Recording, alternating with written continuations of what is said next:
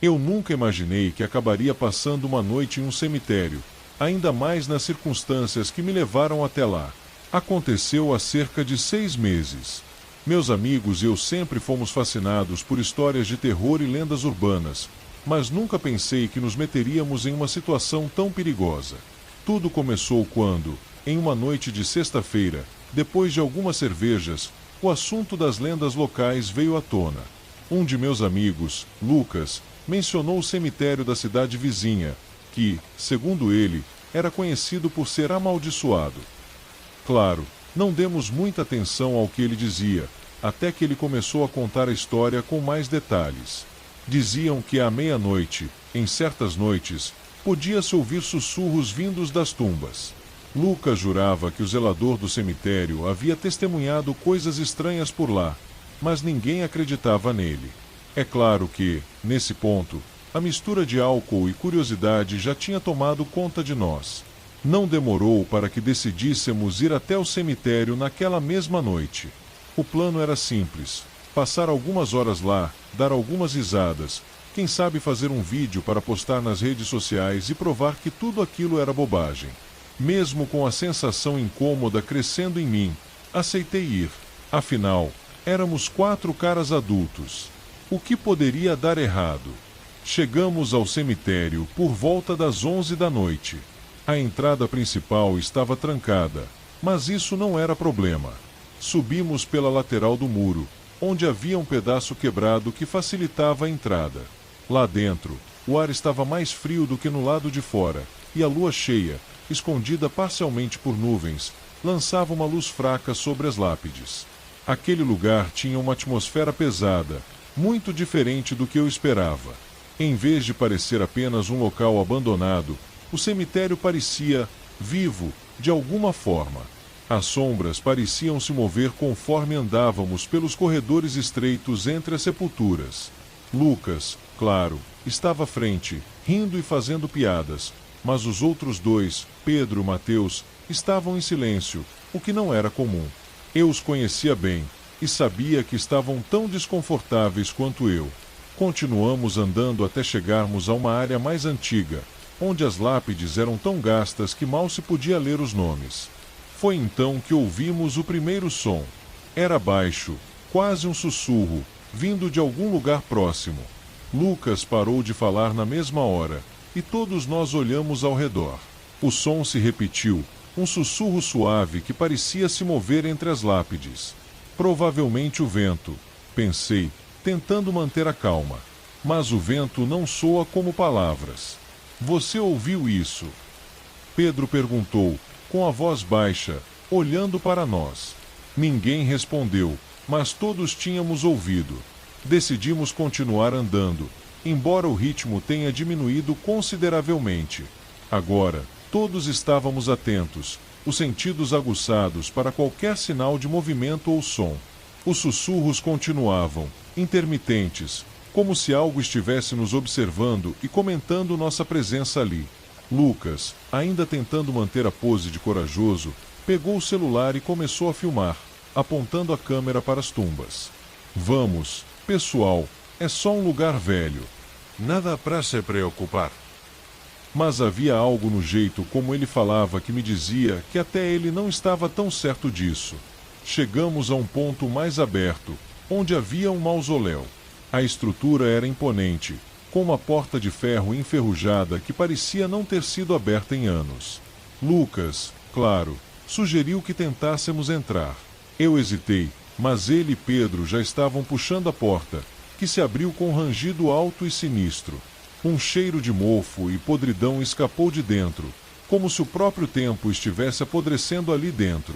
A escuridão lá dentro era total, e nenhum de nós tinha lanternas, apenas os celulares. Lucas entrou primeiro, rindo, mas seu riso foi abafado assim que cruzou a porta. Algo no ar dentro daquele mausoléu era diferente. Ele se virou para nós com uma expressão que não era de medo, mas de confusão. Vocês precisam ver isso, ele disse. Entramos, um a um, e a primeira coisa que notei foi o frio. Era um frio que penetrava os ossos, muito mais intenso do que o lado de fora. O chão estava coberto de poeira, e havia caixões antigos empilhados nas paredes. Mas o que realmente chamou nossa atenção foi o que estava no centro da sala, uma espécie de altar, com velas apagadas e símbolos que eu não conseguia entender esculpidos na pedra. Foi quando algo aconteceu. As portas do mausoléu se fecharam com um estrondo, como se tivessem sido empurradas por uma força invisível. Ficamos em silêncio, paralisados. Pedro correu até a porta e tentou abrir, mas ela estava trancada. "O que está acontecendo aqui?" ele gritou, sua voz ecoando pelas paredes frias. Tentei manter a calma, mas uma sensação de pânico começou a crescer dentro de mim. Comecei a sentir uma pressão nos ouvidos, como se o ar ao nosso redor estivesse se comprimindo. Foi então que os sussurros voltaram, dessa vez muito mais altos e mais claros. Vinham de todas as direções, como se estivéssemos cercados. Lucas olhou ao redor, seus olhos arregalados, e pela primeira vez naquela noite, ele estava apavorado. Acho que deveríamos sair daqui", Mateus disse, sua voz tremendo. Mas não podíamos sair. A porta estava trancada e, pela forma como as coisas estavam, algo não queria que fossemos embora. Foi nesse momento que vimos. No canto da sala, uma sombra começou a se formar. No início, pensei que era um truque da luz fraca, mas não era. A sombra começou a tomar forma, se moldando em algo humanoide. Não tinha rosto, não tinha corpo definido, mas seus contornos eram suficientes para saber que estávamos em apuros. Um som baixo, como um gemido profundo, ecoou pela sala. Lucas, que estava mais perto do altar, foi o primeiro a se mover. Ele correu para trás, tropeçando no próprio pé, e caiu no chão, derrubando uma das velas que estavam no altar. A vela rolou para o lado, e então, algo incrível aconteceu. O símbolo esculpido no altar começou a brilhar, uma luz fraca e amarelada. Mas isso não foi um bom sinal. Na verdade, a luz parecia piorar a situação. A sombra começou a se mover na nossa direção, lenta e deliberadamente. Cada passo que ela dava, os sussurros aumentavam. Eu estava congelado, incapaz de me mover. Era como se meus pés estivessem presos ao chão. Pedro, ao meu lado, começou a murmurar algo, como se estivesse rezando. Mateus, por outro lado, já estava tentando forçar a porta novamente, mas sem sucesso. Quando a sombra estava a poucos metros de nós, senti um frio tão intenso que minha respiração parecia congelar. Lucas, ainda no chão, tentava rastejar para longe, mas a sombra já estava quase em cima dele. E foi então que aconteceu. Um som de estalo ecoou pela sala, e a sombra pareceu se dividir em várias partes, cada uma delas avançando em nossa direção. Eu não sei explicar como, mas de alguma forma consegui me mover. Corri em direção à porta e comecei a bater nela, tentando forçá-la. Pedro e Mateus logo se juntaram a mim, e juntos começamos a empurrar a porta com toda a força que tínhamos. Os sussurros agora eram gritos, gritos de algo inumano. Finalmente, com um último empurrão, a porta cedeu. Saímos correndo para fora, sem olhar para trás. O ar do lado de fora parecia mais leve, mas o cemitério ainda estava envolto em uma escuridão opressiva. Corremos sem parar até chegarmos ao muro e escalarmos de volta para o lado de fora. Ninguém disse nada enquanto entrávamos no carro e saíamos dali o mais rápido possível. No caminho de volta, o silêncio dentro do carro era sufocante.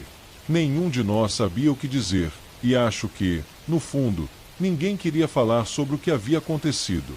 Quando finalmente cheguei em casa, ainda sentia o frio daquela sombra grudado em mim.